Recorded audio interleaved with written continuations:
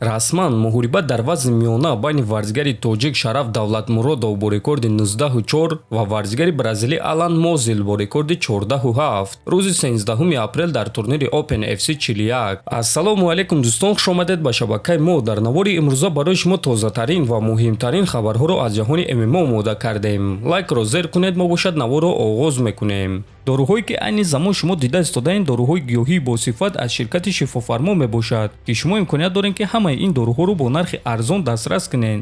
доруҳо барои хунукзадагӣ ва қавӣ кардани мардонагӣ, барои фарбе ва харобшавӣ, барои ришу мӯйсарбарорӣ, барои дарди дил, дарди мушакҳо ва ҳамчунин равғани сиёҳдона ки пайғамбар саллаллоҳу алайҳи васаллам гуфта буд ки ба ғайр аз марг ба ҳамаи дигар дардҳо даво мебахшад. худи ҳозир ба номерҳои дар рӯи экран буда занг зада доруҳои даркории худро харидорӣ кунед ва ҳатман аз номи канали Паҳлавон гап занед. ҳамин гуна шумо ҳам доруҳои даркории худро ба даст меоред ва ҳам канали моро сахт дастгирӣ мекунед.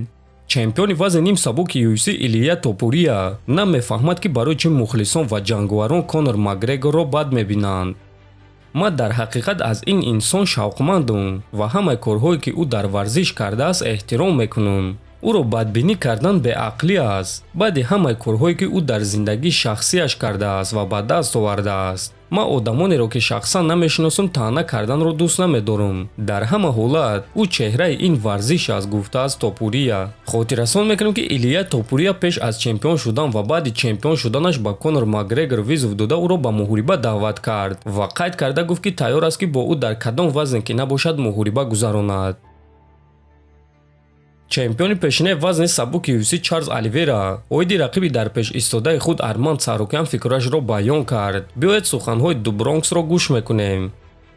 ман шунидам ки ин шахс бисёр гап зада истодааст ва ӯ фаромӯш кардааст ки чӣ гуна ӯро Гамрот шикаст дода буд. ҳамон вақт баъди мағлубият ӯ гирья карда буд. акнун ба худ боварӣ пайдо карда ваъда дода истодааст ки маро ба нокаут равон мекунад. ин рафтори ӯ ба ман писанд аст. бигзор ки ин бачаҳак то муҳорибаамон барои худ ном созад, чунки баъди ғалабаи ман номи ӯро боз фаромӯш мекунанд. ӯ танҳо як кӯдаки соддае ҳаст ки дар пеши роҳи ман истодааст, гуфтааст Оливера. хотиррасон мекунем ки Арманд Сарукян чанд маротиба эълон карда гуфт ки Оливераро дар якум раунд ба нокаут равон мекунад. бояд қайд кард ки муҳорибаи онҳо рӯзи 14 апрел дар турнири UFC 300 баргузор мегардад ва биёед мебинем ки чемпиони вазни онҳо Ислам Махачев оиди ин муҳориба чӣ гуфтааст.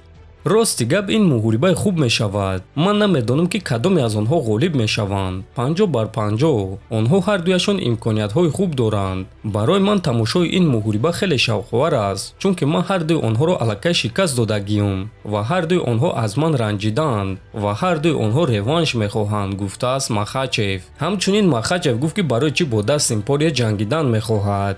ман медонам ки Дастин сазовори муҳорибаи унвонӣ нест, аммо худи ҳозир дигар вариантҳо нест. ҳама банд аст, лекин ман ҷангидан мехоҳам.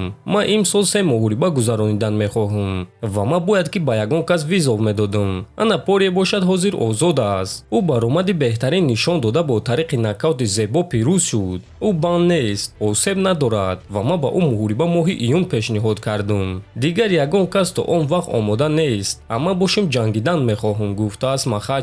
ҳамчунин дӯстон, Ислам гуфт ки ба ӯ дар ҳақиқат муҳориба зидди Леон Эдвардс моҳи март дар турнири UFC 300 пешниҳод карданд, аммо Ислам барои ин муҳориба розӣ нашуд, чунки моҳи Рамазон буд ва ӯ дар моҳи Рамазон баромад намекунад. дӯстон, чӣ гуна ки мебинем гапу хабарҳо оиди муҳорибаи Ислам ва Порие зиёд шуда истодааст ва ҳардуи онҳо ин муҳорибаро мехоҳанд. барои ҳамин мебинем ки чӣ гап мешавад. шумо бошад фикрҳои худро нависед ки агар чунин муҳориба баргузор гардад, пас ки ғолиб мешавад. ҳатман дар канали мо обуна шавед то боздид хонободу сарбаланд бошед.